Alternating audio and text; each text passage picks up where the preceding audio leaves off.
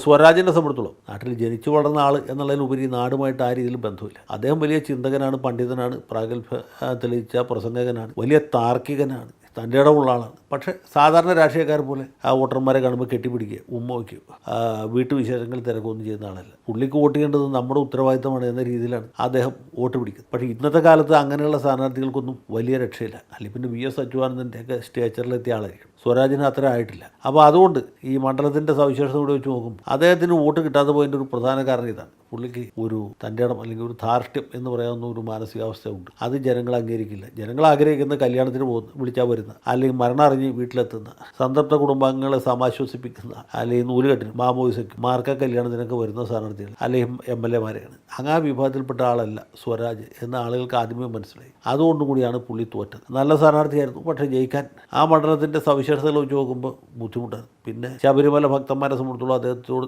ഇതിനെതിരെ വോട്ട് ചെയ്യാനുള്ള കാരണങ്ങളുണ്ട്. അപ്പോൾ ഈ ഭൂരിപക്ഷ വോട്ടുകളിൽ ഉണ്ടായ വലിയ വിള്ളലാണ് സ്വരാജിൻ്റെ പരാജയത്തിൻ്റെ ഒരു കാരണം. രണ്ടാമത്തത് ആര്യടൻ ഷൗക്കത്തിന് ജനങ്ങളുടെ ഇടയിലുള്ള മതനിരപേക്ഷ പ്രതിച്ഛായ. അപ്പോൾ ഇങ്ങനെ ഒരു സാഹചര്യം അവിടെ നിൽക്കുന്നു. പിന്നെ നേരത്തെ പറഞ്ഞ പോലെ ഭരണവിരുദ്ധ വികാരം ജനങ്ങളുടെ ഇടയിലുണ്ട്. പിന്നെ പ്രചരണത്തിൽ കോൺഗ്രസ് മികവ് പുലർത്തി. സാധാരണയിൽ CPM-ൻ്റെ പ്രൊപ്പഗൻഡ മെഷറി വളരെ എഫക്റ്റീവാണ്. SFI-ക്കാർ, DYFI-ക്കാരും ഒക്കെ വന്ന് വലിയൊരു അന്തരീക്ഷം ഉണ്ടാക്കി. ഇത്തവണ അതൊക്കെ ഉണ്ടാക്കി. സ്വരാജിന് വേണ്ടിയിട്ട് സാംസ്കാരിക നായകരടക്കം രംഗത്ത് വന്നു. പക്ഷേ അതൊന്നും വോട്ടായിട്ട് മാറിയില്ല.